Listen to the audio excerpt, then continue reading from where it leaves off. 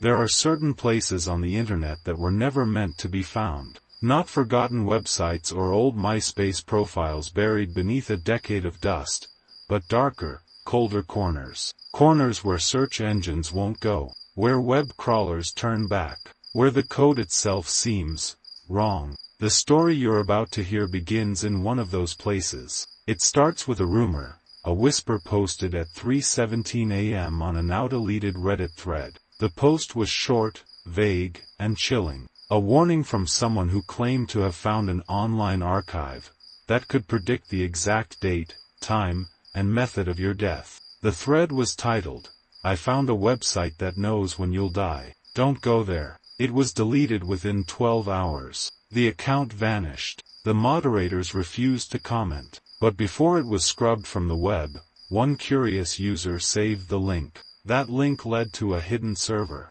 A page that looked like a simple obituary database. Plain, black background, white text, no images, no navigation bar, just an endless scroll of names, dates, and short, cold summaries of how each person died. The only thing unusual, every entry listed a death date that hadn't happened yet. People who were still alive. That server would become known by a single name: MortusNet. And once your name appears in its archive, it's already too late. The person who downloaded the link from that Reddit thread wasn't just a thrill seeker or a conspiracy nut. His name was Tyler Griggs, a freelance digital journalist with a fascination for unsolved internet mysteries. The kind of guy who'd built a career documenting things like dead usernames suddenly reactivating, AI chatbots speaking in forgotten languages, or rogue GPS coordinates leading to empty fields with strange, magnetic interference. MortusNet was exactly the kind of thing Tyler lived for. In his early blog entries, he wrote that the site felt wrong the moment it loaded. He described it as being digitally cold, not just eerie or haunted. He said it was as if the website was aware of being observed. The landing page displayed thousands of entries. Each was formatted identically: name, date of death, cause, last words. But it was the dates that disturbed him the most. Most were anywhere from 1 day to 2 weeks into the future. Some were mere hours away. And when Tyler began searching those names online, he started finding them. People from across the world. Journalists, teenagers, retirees, nurses, soldiers, all still alive. All completely unaware that, according to this mysterious archive, their deaths were already written. At first, Tyler assumed it was an elaborate hoax, a massive trolling operation, maybe a viral marketing campaign for a horror game or some avant-garde art project. But the site was too large, too consistent. The formatting never changed. The entries updated in real time. He tracked a woman in Ohio listed as cause, collapse during morning jog. Last words, I just felt dizzy. She died 2 days later, jogging. He found a 6-year-old boy in Sweden listed as presumed drowned. Last words, I can't see the shore anymore. The boy went missing during a family trip to a lake. Divers found his body 3 days later, exactly on the predicted date. But the most chilling case came when Tyler searched for a man named Michael P. Henley, listed to die on February 6, 2023. Cause, blunt force trauma. Car accident. Last words, I didn't see it coming. Tyler reached out to him. He interviewed Michael on video. The man laughed it off, called it internet nonsense, said he didn't even own a car, he biked to work. 4 days later, while riding his bike, Michael was struck by an out-of-control vehicle. He died on impact. His last recorded words to a bystander were, I didn't see it coming. Tyler watched the video replay over and over again. Not just the crash report, but his own interview. Something about the way Michael said those words before the interview ended, like it was already decided, like something behind his eyes knew. That was when Tyler stopped thinking MortusNet was a prank. He stopped treating it like a story. He started treating it like a warning. After Michael Henley's death, Tyler Griggs stopped sleeping. He started watching the site, obsessively, refreshing it hour after hour. day after day. MortusNet wasn't just updating, it was growing. Every few hours, new entries appeared. Sometimes a few, sometimes hundreds. The deaths weren't grouped by location, age, or type. They were completely random, spanning the globe in patterns that made no logical sense. A 91-year-old man from Osaka, a 14-year-old girl from Bogota, a software engineer in Munich, a beekeeper in North Dakota, all listed in the same hour, all still alive, until they weren't. Tyler began documenting the entries. He built spreadsheets, created date trackers. For every person he found with an upcoming obituary, he marked it, due, alive, pending. When they died, he marked them, matched. The match rate? Over 92%. It wasn't just a few uncanny coincidences. It was a pattern, a system. But Tyler needed undeniable proof, so he decided to go further. He reached out to the people, before their obituaries came true. Case number 1, Amber Delaney, 32, Philadelphia, Pennsylvania. Date of death, July 22, 2023. Cause, cardiac arrest while jogging. Last words, I just felt dizzy. Tyler contacted Amber Delaney 3 days before her listed death date. A 32-year-old graphic designer, healthy, vegan, no history of heart problems. He emailed her anonymously, just a warning, told her to avoid jogging on the 22nd. She never replied. On July 22, she collapsed in Fairmount Park during her morning run. The autopsy ruled it a sudden cardiac arrhythmia. Her last words, spoken to a man who called 911, were, I just felt dizzy.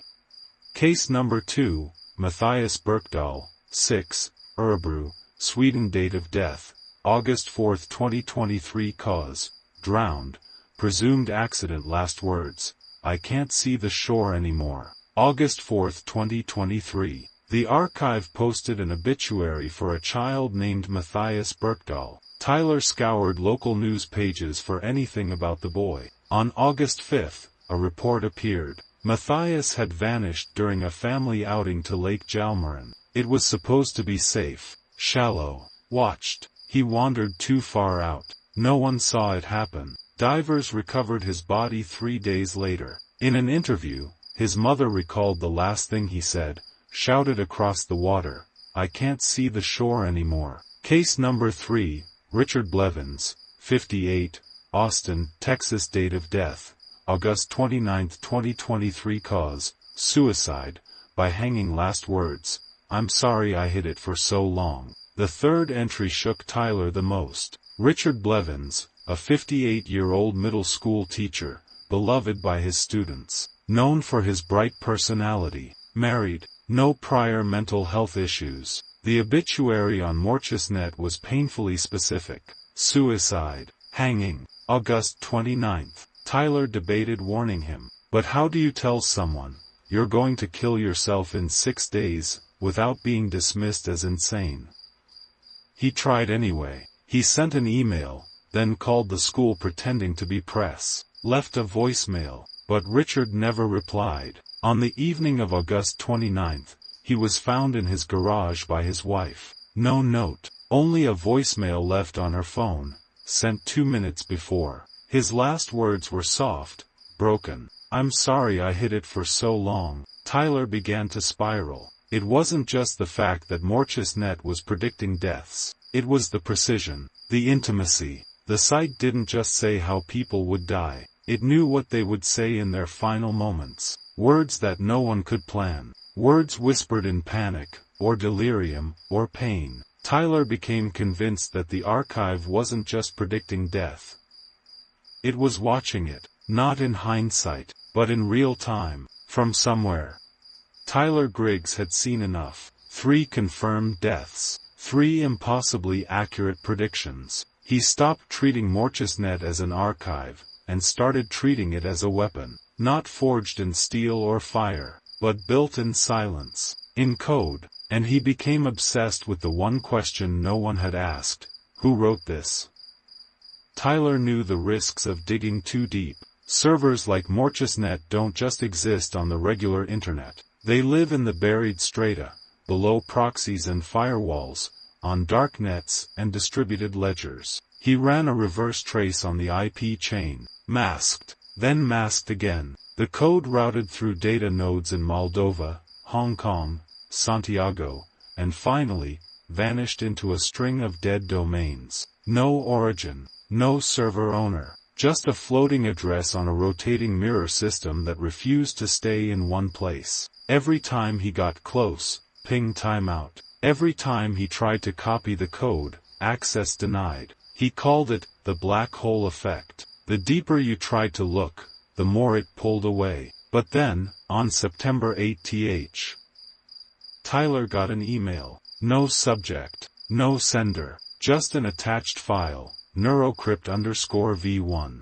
JS and a single message in the body. This isn't a program, it's a listener. Tyler opened the file. What he found wasn't an archive, it was an engine. Neurocrypt wasn't pulling data from servers. It was parsing live audio and metadata from global networks, emergency calls, surveillance audio, smart home devices, even live mics from cell phones. It used thousands of unsanctioned inputs, some of them illegal. It wasn't predicting what people would say before they died. It was listening to them say it. Every whispered last breath, every scream behind closed doors, all converted into text, and timestamped in advance, which meant someone, or something, was hearing these deaths, before they happened, and archiving them. The more Tyler dug into Neurocrypt, the more terrified he became. The script wasn't just pulling data from the outside. It had lines of code that predicted deviations. It would run simulations of people's movements, their habits, their mental states. It would forecast, then rewrite their death entry up to 10 times, until it settled on the most likely outcome. It didn't just predict death, it decided which version to publish. The final one. The one that would come true. Tyler theorized something horrifying. What if MortusNet wasn't listening to the future? What if it was choosing it? What if, once your death was uploaded, it became inevitable?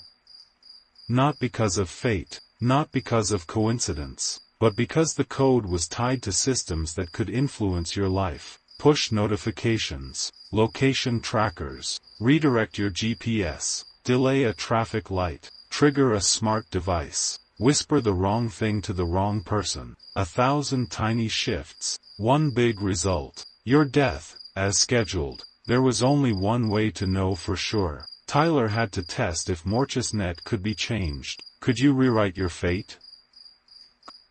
Could you delete an obituary entry, and survive? He opened MortusNet, typed a name, his own. It was already there. Tyler Griggs' date of death, October 11, 2023. Cause, massive internal bleeding, fall from unknown height. Last words, I think it knew I was looking. Tyler Griggs sat in the dark, staring at his own obituary. His name. His photo. The timestamp is counting down like an execution clock. October 11, 2023, 1:43 a.m. Cause of death, massive internal bleeding, fall from unknown height. Last words, I think it knew I was looking. He had exactly 5 days. 5 days to stop something that shouldn't exist. 5 days, to delete the future. He tried the obvious first. He copied the obituary page and tried to edit it offline. Changed the cause of death. Deleted the entry. But when he refreshed the live site, it was still there. Unchanged, untouched. It was like trying to erase your reflection from a mirror by scratching the glass. He ran intercept scripts, attempted to spoof the server. Nothing worked. MortusNet didn't respond like normal websites. It didn't acknowledge external changes. It didn't fight back.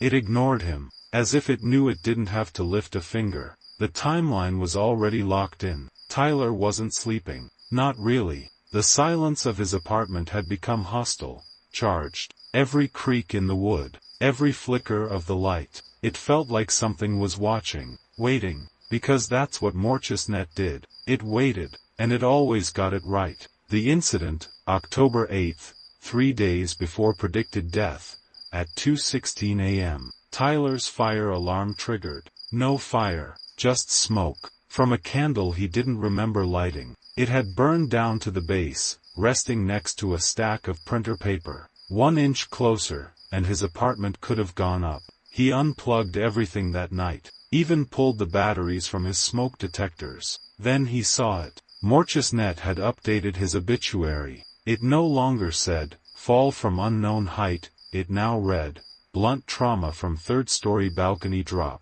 preceded by electrical malfunction." It was adjusting. Tyler realized the truth. MortusNet didn't just predict death. It accounted for interference. It had contingencies. It adapted. He wasn't running out of time. He was running out of options. October 10, 2023, the day before, Tyler went completely offline. He smashed his phone, tossed his router, took only a flashlight, cash, and a knife, drove to an abandoned ranger station 90 miles north of Flagstaff. No Wi-Fi, no cell service, and no high places to fall from. It was almost midnight. October 11th was minutes away. Tyler had survived every test so far, outmaneuvered every update. He sat with his back to the wall, knife in his lap, breathing steady. And then, a knock on the door. Tyler never answered the knock, but it didn't matter. Because 3 hours later, a hiker found him, dead, lying at the bottom of a dry ravine 20 yards behind the cabin. No signs of a struggle. The authorities assumed he'd fallen in the dark. They didn't know he'd barricaded the front door, didn't know he was hiding, didn't know he was running from something that had already written the ending. Just one thing made them pause. His phone, smashed days earlier, was resting on his chest, powered on. No SIM card, no service, just a glowing screen, a browser window, open to a single page, MortusNet, and a message, typed but unsent. "I think it knew I was looking."